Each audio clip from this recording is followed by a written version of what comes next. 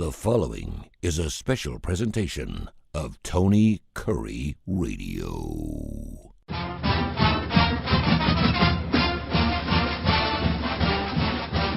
Welcome back to another UAB Director's Chair. He is the man, the athletic director for the UAB Blazers, Mark Ingram. On the left-hand side of the screen, I'm Tony Curry. And, of course, we do this show every single week. You can hear it at least 5 times in the TKR app, thanks to the 100,000 folks who have downloaded that app. Wherever you get your favorite podcast, available anywhere, and, of course, right here on our Tony Curry YouTube channel. Mark, what is going on, my man? I just I want people to know we talk for a few minutes before we actually do the show.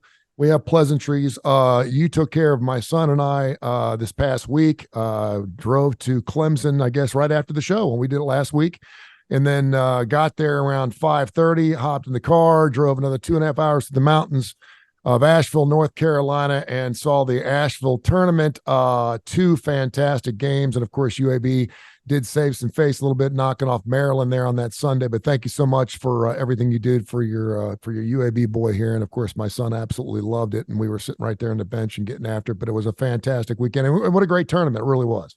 Yeah, it really was. And we had that Clemson game. You know, we lost our first 2 basketball games, 2 points to Bradley in overtime and 1 point to Clemson. I mean, these are games that we absolutely could have won. And and then, you know, beating Maryland, who I think was preseason number 3 or 4 in the Big Ten. That's a big win for our program. And I know that, again, we're not 3-0, but we easily could be 3-0. And it gives me a lot of really I'm excited about a great optimism of what this new team is going to be and what they're capable of. I mean, I'm going to tell you, man, being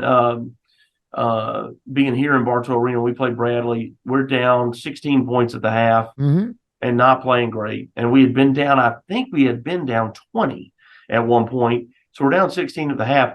We come out of halftime, and the first 13 minutes of the second half was about as good a basketball as I've ever watched in my life. And I mean, it was awesome.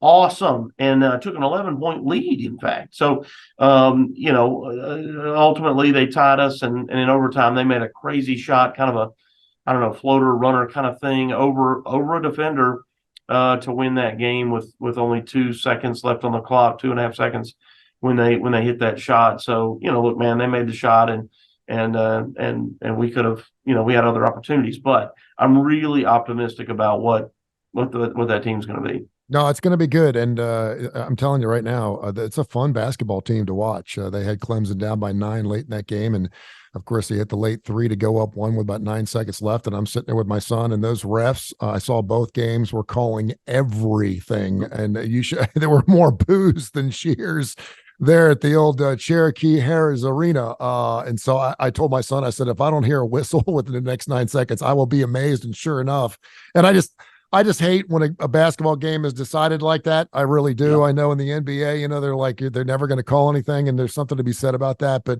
very, very exciting. Sure. That's really the deal is you need to be certain that it is a foul. If it's an obvious foul, you call it. Yeah. Man, if it's just, don't call a reach-in touch foul that's inconsequential out on the perimeter where the guy's not trying to shoot, this sort of thing.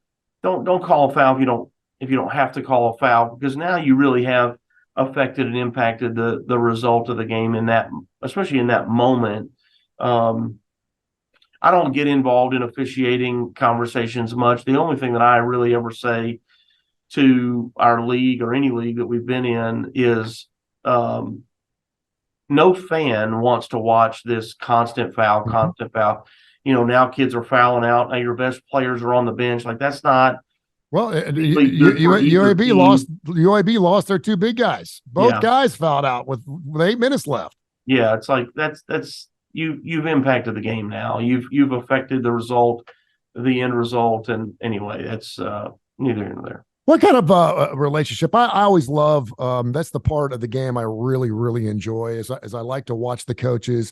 I love to be able to hear, and thanks to you, we were sitting right behind the bench, so I got a chance to hear. I almost felt like I was sitting in the huddle. Well, what kind of relationship How many different refs are there in college basketball? I'm assuming there's thousands, but I mean, do coaches have relationships with them? I like to see what they say to each other. I know they give each other a pat on the backside, when they're walking away, and then 3 minutes later they're getting teed up. But I mean, what kind of relationship do coaches usually have with refs, and do they know these guys? They do, and there's not thousands, but there are a lot of them. And Andy, being as experienced as he is, having been a head coach for a long time, he knows a lot of them. Andy, anybody listening that has met or spent time with Andy, Andy's got great sense of humor and friendly to them.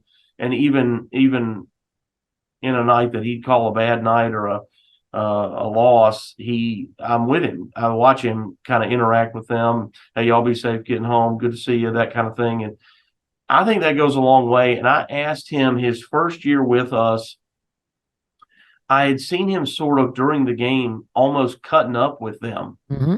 And like he said something and he laughed or they kind of smiled or something. Lord only knows what he said. I don't know what he said. But I asked him about it, and he goes, man, I learned a long time ago, they're not going to change their call.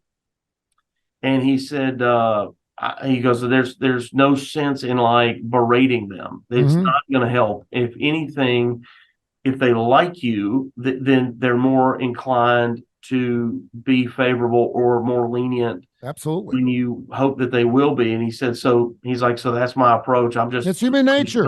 It's human nature. It's subjective. And if you like somebody, you're going to treat them nicer. I mean, it just is. But to go along with that, and again, there wasn't a whole lot to be done at the end of that game because it was a myth foul. But I do think it's important that if they are wrong, and of course now with instant replay, you're watching everything and they can see when they're wrong, that it's important to let them know that you notice that, because there is a thing called makeup fouls. I've seen it. And I think he does. I don't think I don't want to say I think he's easy on him. I just don't think that he takes the approach where, veins are bulging out of his head, screaming at him. If they make a bad call or a call he thinks is a bad call, he go, hey man, you can see him talking to them. Mm-hmm. If we watch the game and watch Andy, when those officials come by him, he'll say something to them about it. He might even ask for clarification. You didn't think that was, and they'll, of course they'll shake their head no, but that's about as kind of ugly, if you will, that Andy's going to get. I did see something kind of interesting, and I hope you don't mind me asking this. And again, I was right there behind the bench. Whenever there was a timeout, Gaines would sometimes sit by himself on the bench while the rest of the team was on the floor with the chair. Now, in most cases, he was not in the huddle if he wasn't going back in the game after the timeout. Was there a reason? And I had a lot of people around me asking questions. Is he okay? And I knew that he had some ice. He was icing the back of his hamstring down, and I figured that had something to do with it. Obviously, if he's got a few seconds to tie something down and he's not in the middle of the group. But any thoughts on that? I just thought that was really interesting because it happened more than once. Yeah, I mean, I don't know specific to Eric, but I mean, usually whoever when you have a timeout, whoever's going back out on the floor is who you're going to see seated around the coach. Yeah. And so that's number one. So if it's a situation where they've checked somebody in as part of the timeout, he's going to be on the perimeter anyway. If there's an injury, like you said, or kind of a nagging something, I need to get a stretch or something, they're going to do that. They're going to take those opportunities to do that during that time. And then, man, every player is different on what they need to be ready. If they need just a minute alone to collect themselves, who knows what's just happened. They're frustrated with a call. They're frustrated with themselves. That's usually what it is. They're frustrated with themselves. Maybe a coach looks at them and says, Tony, why were you there? You know where you're supposed to be. And they know that, they're frustrated. They get taken out of the game. So everybody needs a minute, Sure. maybe to gather themselves. But if they're not going back in, that's usually the deal. You've been around a long time. You ever met Roy Williams? I have, yeah, really. Yes, he was actually at the game, and obviously we were in North Carolina, and so that kind of made sense to me a little bit. But I kept thinking to myself, and I wanted to get your thoughts on this. This is the first question I thought of. UAB athletic director Mark Ingram joins us here on the UAB director's chair. Why does Roy Williams go see basketball games? I mean, he sat there for both games, sitting on the floor. I'm assuming he was sitting with his wife.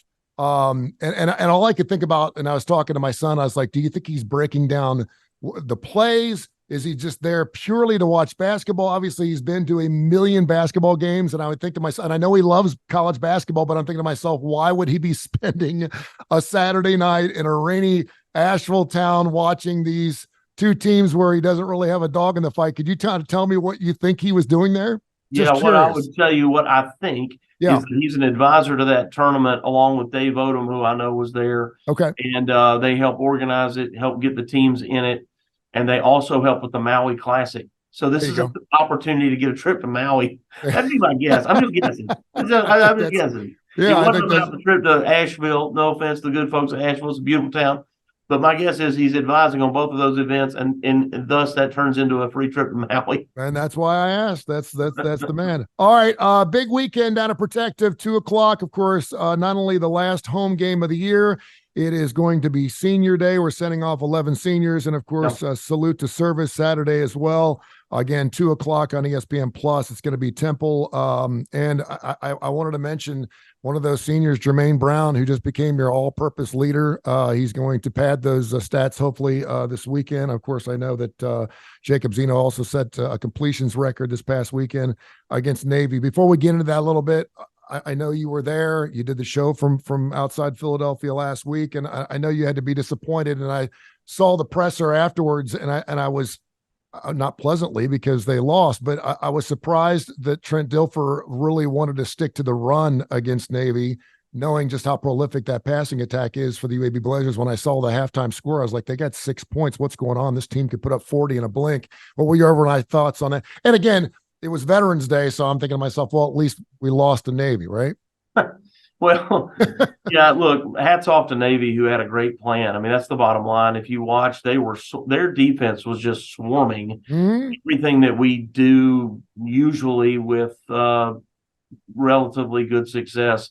I mean, it looked like they had 13 guys on the field playing defense at times, and I don't want to make any excuse, and I don't think Trent would either. I think they outplayed us. I think they were prepared for the game. They had a great plan for us, and in a lot of ways, I just don't think that it just wasn't our day. They played they probably played the best game of their life, and we didn't play well. And in some sense, he said, I'm at a loss for what just happened, but yeah, again, hats off to those guys who played a good football game, and he knew they were better than what people wanted to give them credit for. I think they had a bad game against Temple. That they sort of, in some sense, would say, I don't know what happened at Temple, the week before. And so now here we have Temple, who, and you might, by the way, if you come to the game, you may also find yourself face to face with Hall of Famer Kurt Warner, because his son, EJ, is their starting quarterback and is really, really good. Temple, where I was before I came to UAB, is kind of known for toughness. Their players have always played tough. They've played very hard, very physically. It's kind of their, signature to their program is that they're very, very hard-nosed, tough. And Stan Drayton, their head coach, I've worked with Stan before. Stan was at Villanova, which is right there in Philly, about 5 miles from Temple, when they recruited Brian Westbrook, who played for the Eagles for a long time. So Stan was, I think, a great hire for Temple because he already knew the Philly area, and Stan's always been thought of as an outstanding coach and recruiter. And so I think it's going to be a tough football game, and I look forward to a great matchup, and not something that any of us take lightly. I think Temple's a formidable opponent, and I'm glad to get, a team like Temple here. There you go. UAB favored by about 7.5 in that game again, 2:00, ESPN Plus. So the last home game, Protected. Get down there, UABsports.com, UABsports.com. Get your tickets. Should be an absolutely beautiful day coming up on Saturday. I always love senior days because I love the pageantry and to know what these kids, their blood, sweat, and tears, what they put onto the football field, not only into the football field, but into their collegiate lives, academically and athletically. But just talk about what this senior class has done and what they have proven over the last, say, 3 or 4 years at UAB. Yeah, well, I love and hate senior day. I love it for them because it's marks kind of the end of an era for them and the beginning of the next chapter of their life, whether it's going into business or going to play professionally or whatever that might be. But you spend a lot of time with these kids, and I remember a lot of them from when we recruited them, when they visited for the first time with their families, whomever that might have been, when they made their commitment, and now you've been with them for a while. I mean, it's kind of sad too. It's sad to see some of these kids go, and especially the ones you feel like you get to know better. And I always just tell them, I tell their families, thanks for sharing your child with us, and thanks for giving us an opportunity to spend time with your child, because it's meaningful to us. And I don't take that lightly. I don't take that lightly that people are sending what they would consider their most precious, their most precious possession, if you will, is their child. I mean, you can make more money, I can buy another couch. That your children are what's most precious to you, and for them to entrust us with sort of raising their child from a boy to a young man is meaningful. And so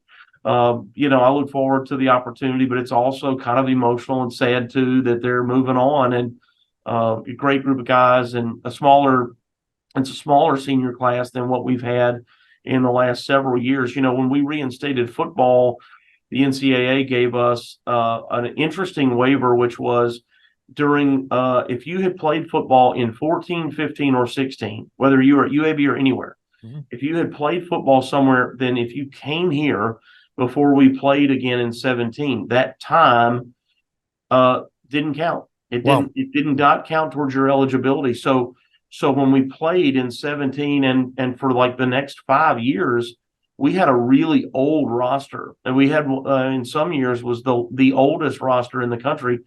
And that was all because it's hard to recruit a kid that you might say, hey, come here in 15. Now, look, we're not going to play in fall of 15 or 16, and you're going to lose eligibility. What did you come here for?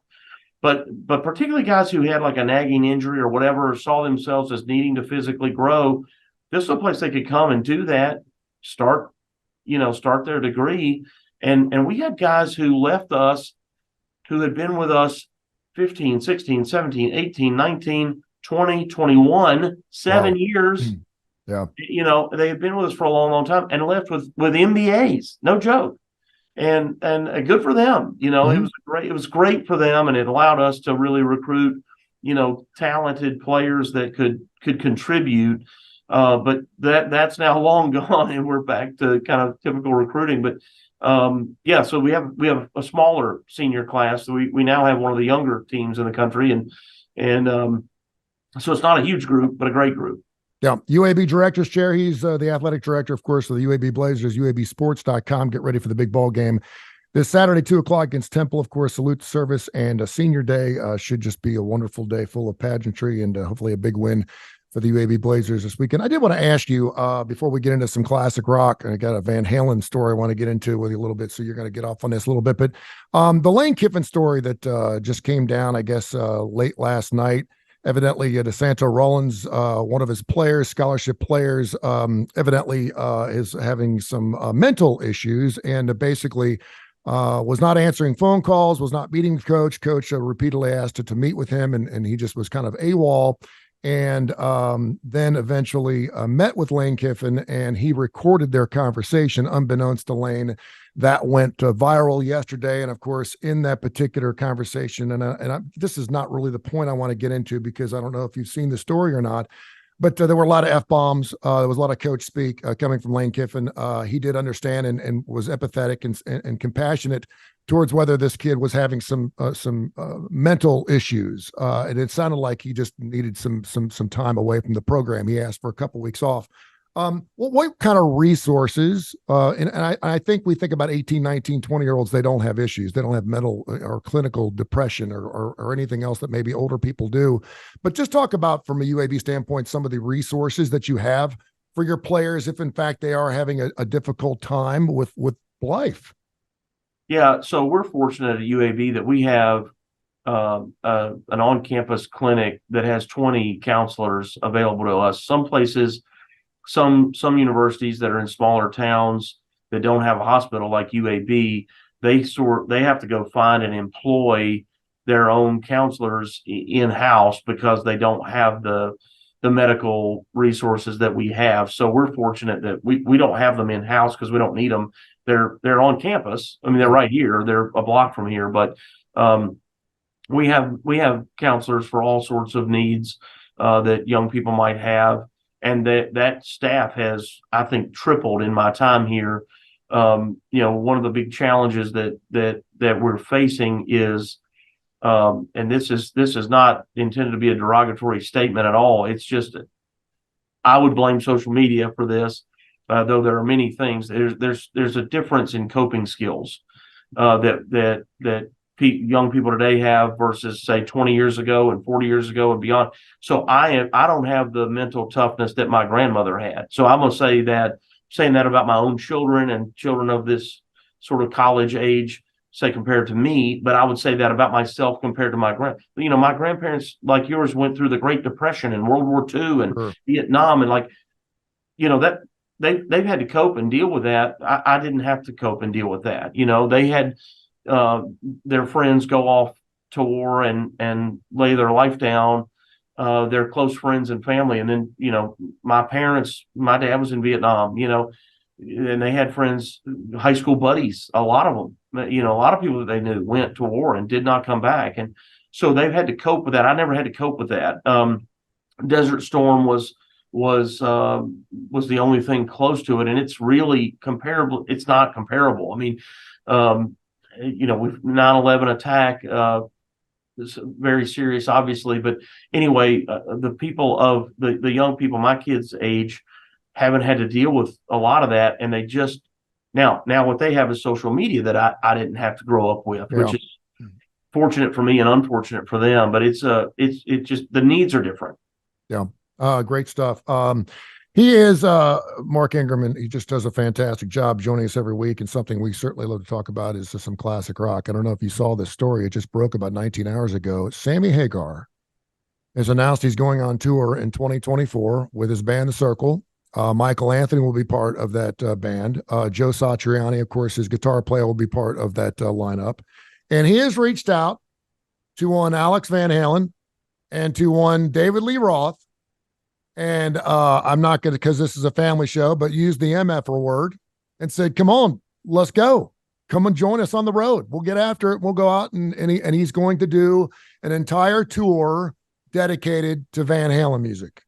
And he's like, listen, awesome. He's like, listen, there's stuff that David Lee Roth, there's no way he could sing my stuff because no one could sing Sammy Hagar stuff. He said, but I do think some fans would love to hear some old David Lee Roth type of Van Halen music if he could still hit the notes. First of all, should they go on the road with Sammy Hagar? I know they did it. They did didn't they do a Sam and Dave thing for a while where it was David Lee Roth and Sammy Hagar about 10, 12 years ago. I think it was the Sam and Dave show. And I think they did a handful of shows together where they alternated to who was the headliner. I don't think it went particularly well because they're not particularly best friends. But I just want to get your thoughts. And to me, it's like, this is a bucket list for me. Like I will do whatever it takes to make sure that I see Sammy Hagar, but to see David Lee Roth with them would be kind of fun. Would that be a train wreck? Is that something you'd like to see? Oh yeah. Yeah, I'm in. You find out about it. If it's close, I'm going. I'd love to see it. It's as you know, we've talked many times on the show. It's my favorite all time band, and I never saw him. Yeah, never saw Eddie Van Halen, which is just breaks my heart. But I'd love to see it. Yeah, I think that I've always understood. Again, you're just what you read, that David Lee Roth is just so egotistical that he's really hard to manage and deal with. And I think him and Eddie just clashed constantly, which you assume means that him and Alex also clashed constantly. And I think Michael Anthony was just along for the ride and happy to be a part of the journey, Great backup singer, by the way. Not particularly some special bass player. Really good backup vocalist, though. Yeah. But not to make light of that. I mean, he really good, but he was just kind of in the mix. But man, I think it'd be awesome. I mean, Joe Satriani is a phenomenal guitar player, and so what a great group. I've seen Sammy Hagar before. He's really good. Mm-hmm. I mean, he's a talented guitarist and singer too. And yeah, like there's stuff that he can do, at least in his prime. I mean, who knows about now, but vocally things that Sammy can do that David never really could do. And but I'd love to see. I think it'd be fun. Yeah, I think it'd be great too. And then the BJCC has made an effort and a commitment to start bringing in some great bands, including Drake, that just announced that yesterday that he's going to be coming to town. So maybe Sammy Hagar and the Circle will be. Is that what it's called? Sammy Hagar and the Circle of Friends? It's actually called the band's called Circle. But I guess it's Sammy Hagar with Circle or just Circle. But that's, he had Chickenfoot, and he's had a proliferation of different bands that he's put together. But Michael Anthony's always in his band, and then Joe Satriani, which is interesting because I believe David Lee Roth had Stevie Vai in his band, correct? He did, yeah. Two of those guys. When Dave went solo and did the Eat 'Em and Smile album and Skyscraper, Steve Which Vai. were both very good, by the way. I enjoyed both those albums. They're great. Yeah, they're All really right. good. We're in. Let me get to work on it. Let me see if I can make it happen. Please do. All right, I'll see you down there on Saturday at the game. Thank you so much for your time. We'll catch up next week. Yeah, man. Thanks. This has been a special presentation of Tony Curry Radio.